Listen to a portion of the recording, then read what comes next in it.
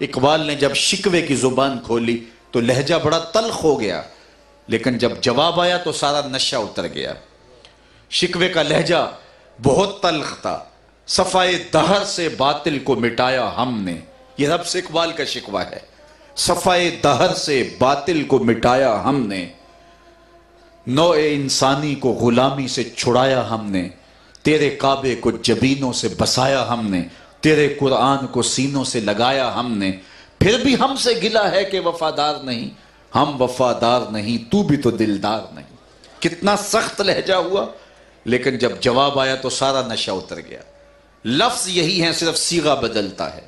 اب ادھر سے آواز آ رہی ہے، یہ شکوہ ادھر سے تھا، صفائے دہر سے باطل کو مٹایا ہم نے، اب ادھر سے جواب آیا، صفائے دہر سے باطل کو مٹایا کس نے، نوع انسانی کو غلامی سے چھڑایا کس نے، میرے کعبے کو جبینوں سے بسایا کس نے، میرے قرآن کو سینوں سے لگایا کس نے، تھے تو آبا وہ تمہارے ہی مگر تم کیا ہو، ہاتھ پہ ہاتھ دھرے منتظر فردا ہو، ہر کوئی مست مئے ذوق تن آسانی ہے، تم مسلمان ہو یہ انداز مسلمانی ہے، حیدری فقر ہے نئے دولت عثمانی ہے، تم کو اسلاف سے کیا نسبت روحانی ہے، وہ معزز تھے زمانے میں مسلمان ہو کر، تم خار ہوئے ہو تارک قرآن ہو کر۔ ہماری پستی، ہماری ذلت، ہماری نکبت، ہماری رسوائی، ہماری زبوں حالی اس لیے ہے ہم نے کتاب رحمت کو چھوڑ دیا۔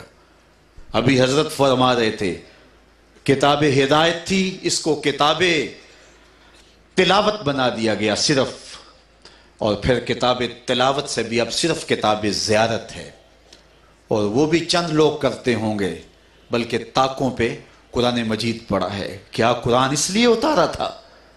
یہ تو ہدایت انسانی کا صحیفہ تھا، یہ تو پیغام تھا پوری دنیا کے اوپر اسلام کو غالب کرنے کا، اور ہم نے اس کتاب کے ساتھ کیا کیا؟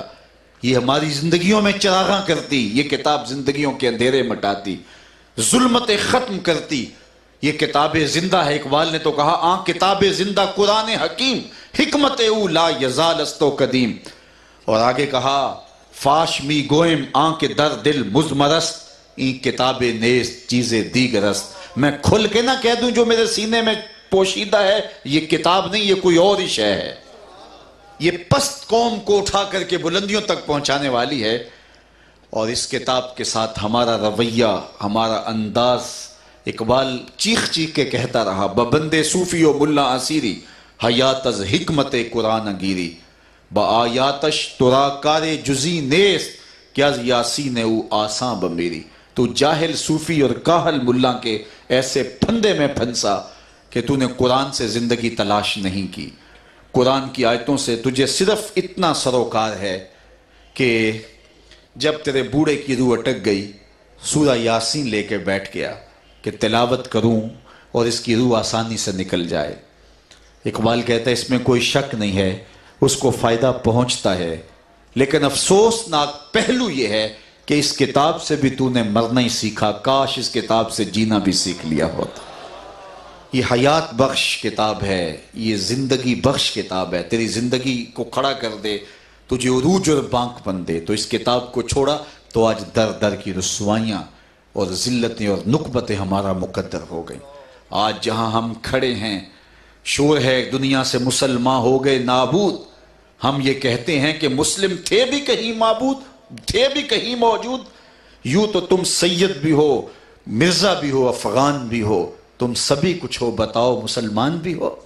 ہم اپنے رویے دیکھیں، اپنے طرز زندگی دیکھیں، اپنا انداز معاشرت دیکھیں۔ 1.40 ارب مسلمان اس وقت دنیا کے اوپر بستے ہیں، اور ذلت، نکبت، رسوائی ہمارا ہی مقدر کیوں ہے؟ یہ مجھے سوچنا ہے، یہ آپ کو سوچنا ہے، اور صرف سوچ کر کے تأسف کا اظہار کر کے دامن جھاڑ کے گھر نہیں چلے جانا۔ ہم نے دیکھنا ہے کہ ہم دوبارہ اس منزل پہ کیسے آ سکتے ہیں۔ ابھی آپ نے حدیث سنی، جس طرح لوہے کو زنگ لگتا ہے اس طرح دل بھی زنگ آلود ہوتے ہیں۔ لوہے کا زنگ ریگ مار سے اتر جاتا ہے، دلوں کے زنگ کیسے اتریں گے؟ کثرت موت کا تذکرہ موت کا تذکرہ کثرت سے سنیں گے، موت کو یاد کریں گے اور قرآن مجید کی کثرت سے تلاوت کریں گے تو دل کے زنگ اتر جائیں گے۔ اگر ہمارے دل میلے ہو گئے ہیں، ہمارے دل گدلے ہو گئے ہیں، دلوں پہ زنگ چڑھ گئے ہیں، تو پھر ہمارے پاس طریقہ بھی اللہ کے محبوب نے دیا، ہمیں لاوارث نہیں چھوڑ کے گئے۔ تمہیں جب یہ بیماریاں ہوں گی تو اس کا علاج یہ ہے، یہ امراض ہوں گی تو علاج یہ ہے۔ کہا دل زنگ آلود ہو جائیں تو قرآن مجید کی کثرت سے تلاوت کرو اور کثرت کے ساتھ موت کو یاد کرو۔ اگر آپ ادارۃ المصطفیٰ کی فکر کو اچھی طرح جانتے ہیں تو آپ کو یہ دو چیزیں ادارۃ المصطفیٰ کی فکر میں ملیں گی۔ ایک تو کثرت کے ساتھ موت اور آخرت کی یاد دلانے کا اہتمام کیا جاتا ہے۔ ہمارے مبلغین کوشاں اس بات پہ رہتے ہیں کہ وہ زیادہ سے زیادہ تذکرہ آخرت کر کے لوگوں کو آخرت کی یاد دلائیں۔ بھولا ہوا یہ سبق ہے۔ ہم میلہ دیکھنے آئے تھے اور ہم میلے میں کھو گئے اور گھر کا رستہ بھول گئے۔ ایک تو انہیں منزل یاد دلائی جائے کہ میاں پلٹ کے تم وہاں جانا ہے، اور دوسرا ان سے قرآن سے جوڑا جائے۔ یہ ایسا کام ہے کہ اگر ہم یہ دو کر لیں تو دل مزکہ ہو جائیں گے، دل مصفہ ہو جائیں گے، دل پر نور ہو جائیں گے۔ تو صاحبو آئیے اس کتاب سے جڑیے، یہ کتاب دل کا زنگ اتارے گی۔ روزانہ 2 رکوع قرآن مجید کا معمول زندگی بنا لیجئے، میری بہنیں بیٹیاں بھی اور آپ سارے لوگ بھی۔ اگر ترجمہ نہیں بھی آتا تو روزانہ اپنی صبح کا آغاز قرآن مجید کی تلاوت سے کیجئے۔ قرآن مجید کی تلاوت باطن میں نور اتارے گی۔ حضرت امام احمد بن حنبل فرماتے ہیں کہ میں نے اللہ سے کہا کہ مالک مجھے اپنی محبت عطا کر دے۔ اللہ نے مجھے اتنی محبت عطا کی کہ زوال عقل کا اندیشہ ہو گیا۔ پھر میں نے کہا مالک مجھے اپنا قرب عطا کر دے۔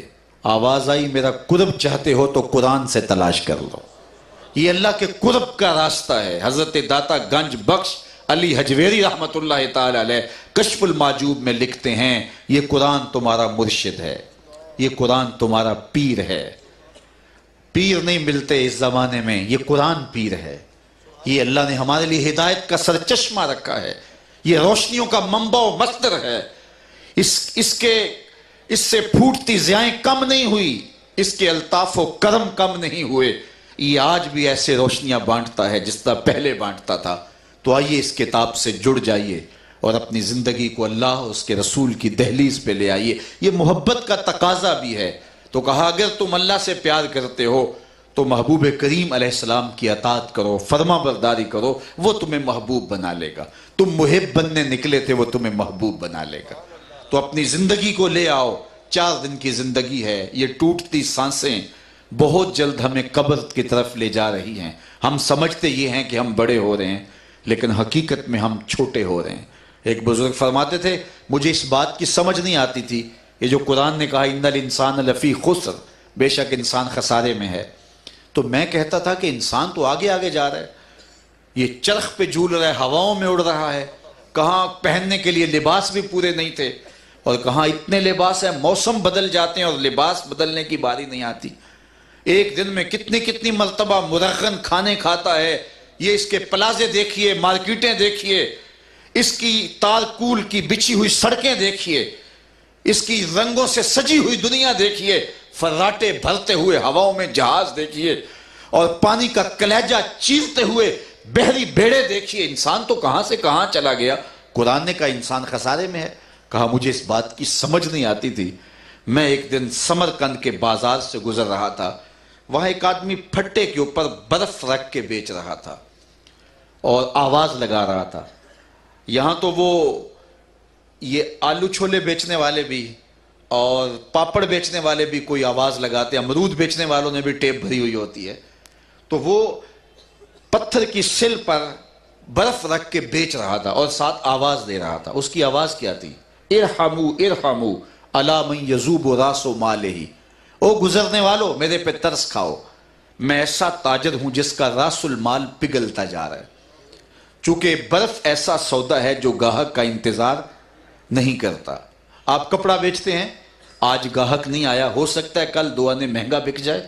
آپ پیٹرول بیچتے ہیں، ہو سکتا ہے آج گاہک نہیں ملا، کل پڑا پڑا 6 روپے اوپر چلا جائے، آپ کو کروڑوں کا فائدہ ہو جائے۔ لیکن آپ برف بیچتے ہیں، کل مہنگی بھی ہوگی تو برف ہی نہیں ہوگی۔ تو وہ برف پھٹے پہ رکھ کے بیچ رہا تھا اور ساتھ آواز دے رہا تھا، ارحمو ارحمو علی من یذوب راس مالہ، او گزرنے والو 2 لمحوں کے لیے ٹھہرو، ایک ڈلی برف کی لیتے جاؤ، میں ایسا تاجر ہوں جس کا راس المال پگھلتا جا رہا ہے، تو مجھے تو نقصان ہو جائے گا، خسارہ ہو جائے گا اگر میری برف نہ بکی۔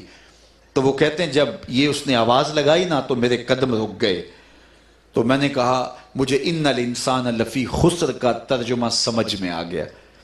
جس طرح تیری برف پگھلتی جا رہی ہے، میری زندگی بھی پگھلتی جا رہی ہے، میں بھی تیری طرح کا سودا بیچ رہا ہوں، اور اگر تو آوازیں دے کہ اب سودا بیچ لے اور اس برف کے بدلے غلہ لے لے، درہم لے لے، دینار لے لے، پارچہ جات لے لے، کوئی اور جنس لے لے، تو تجھے 4 آنے بچ جائیں گے، ورنہ برف تو ایسے ہی پگھل جائے گی۔ میں بھی ان سانسوں کے بدلے درود پڑھ لوں، ان سانسوں کے بدلے سلام پڑھ لوں، ان سانسوں کے بدلے سجدہ کر لوں، قیام کر لوں، رکوع کر لوں، کسی دکھی کے کام آ جاؤں، تلاوت کلام مجید کر لوں، تو یہ میری سانسیں کام آ جائیں گی، ورنہ یہ ٹوٹ رہی ہیں اور میں لمحہ لمحہ موت کے قریب ہو رہا۔